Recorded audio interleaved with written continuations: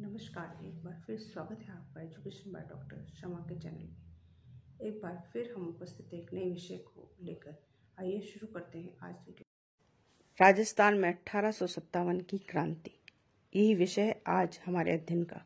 1857 की क्रांति के अनेक कारण थे, जिसमें लॉर्ड डलहौजी की गोद निषेध नीति, लॉर्ड वेलेस्ली की सहायक संधि और तत्कालीन कारण भारतीय सैनिकों द्वारा चर्बी लगे कारतूसों के प्रयोग से इनकार करना था।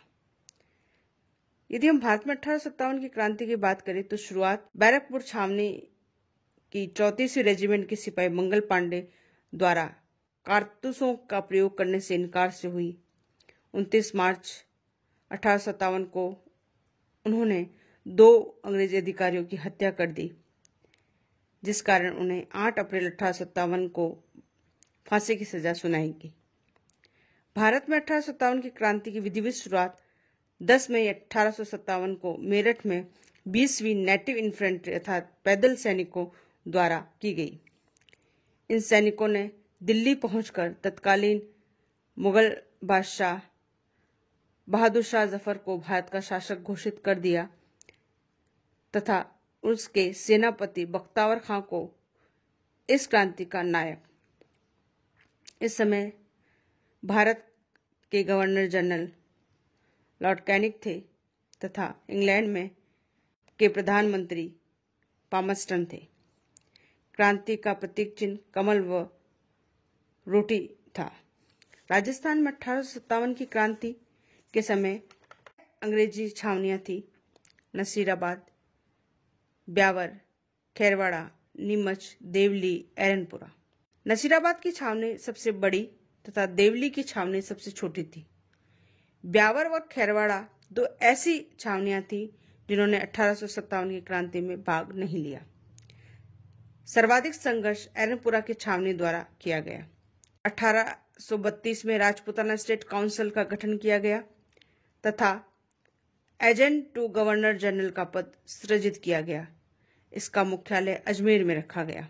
क्रांति के समय राजस्थान का agent to governor general George Patrick Lawrence था। उसने 19 मई को माउंट आबू में मेरठ विद्रोह की सूचना प्राप्त करते ही अजमेर नगर कमिश्नर जॉन डिस्क को तार भेजकर मैगजीन दुर्ग की सुरक्षा हेतु कहा। तब डिस्क ने ब्यावर से 2 मेयर पलटने दुर्ग की सुरक्षा हेतु बुलवाई तथा कॉर्नेल को अजमेर का सुरक्षा प्रभारी नियुक्त किया। के समय नसीराबाद विद्रोह लॉरेंस भी माउंट आबू से अजमेर पहुंच चुका था।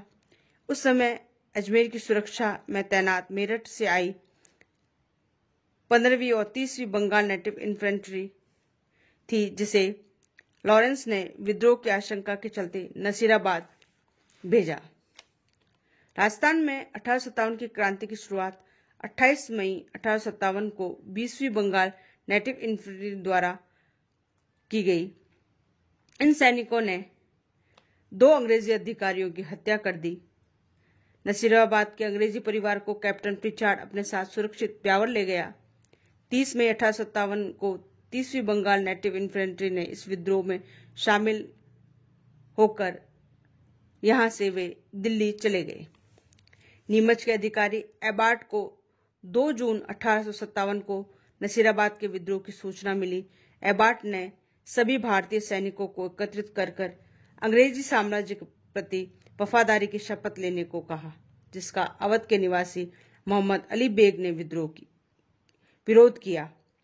3 जून को हीराचंद्र के नेतृत्व में नीमच में विद्रोह हुआ। नीमच के अंग्रेजी परिवार को डुंगला गांव, जो चित्तौड़ में है, रूघाराम नामक किसान ने शरण दी।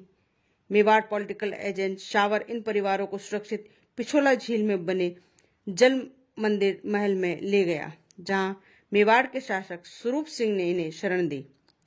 शावर ने मेवाड़ की राजकीय सेना को साथ लेकर इन विद्रोहियों से शाहपुरा, जो भीलवाड़ा में है, के युद्ध की योजना बनाई, परंतु शावर के साथ आए सेना ने आटे के प्रश्न को लेकर विद्रोह किया, जिससे मेवाड़ के सेनापति अर्जुन लाल सहीपाल ने शांत किया।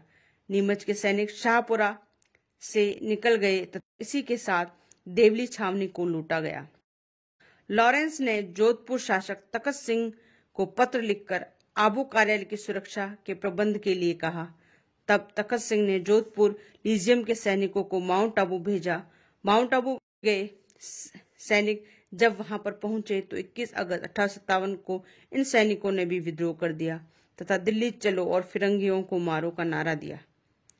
एरनपुरा की ओर रवाना हुए सैनिक अगस्त को तिलकराम, शीतल प्रसाद, मोतीलाल के नेतृत्व में विद्रोह करने के लिए तैयार हो गए। तखत सिंह ने इन सैनिकों के विरुद्ध मेहरानगढ़ के किलेदार ओनार सिंह पवार को भेजा, परंतु इन सैनिकों ने अउवा के ठाकुर कुशाल सिंह चंपावत का नेतृत्व स्वीकार कर लिया, जिस कारण तखत सिंह ने जोधपुर के सेनापति कुशल राज सिंघवी तथा हितकौट को सिंह के विरुद्ध विद्रोह को दबाने के लिए भेजा।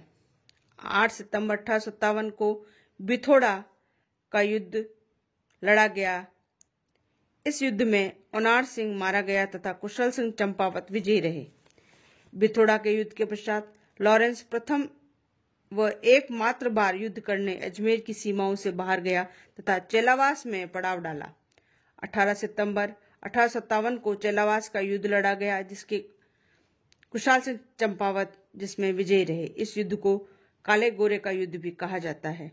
इसी युद्ध में भाग लेने जोधपुर पॉलिटिकल एजेंट मैकमेसन आया था, परंतु गलती से वे विद्रोहियों के शिविर में चला गया, जहां उसकी हत्या कर दी गई।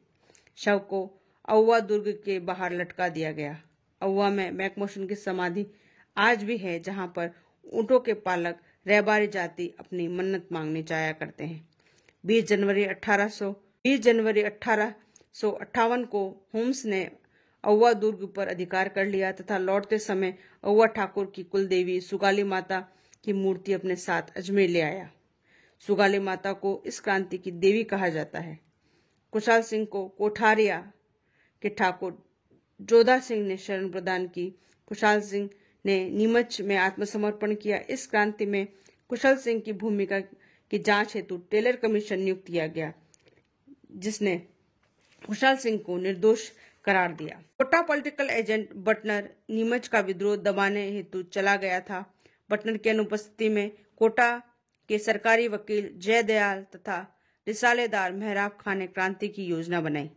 बटनर ने कोटा लौटकर 14 अक्टूबर 1857 को कोटा शासक राम सिंह द्वितीय से भेंट की तथा इन दोनों व्यक्तियों को दंडित करने को कहा, जिस बात की सूचना राम सिंह द्वितीय के अधिकारी नंद किशोर ने कोटा की आम जनता को दे दी तथा 15 अक्टूबर 1857 को कोटा की आम जनता ने विद्रोह कर दिया।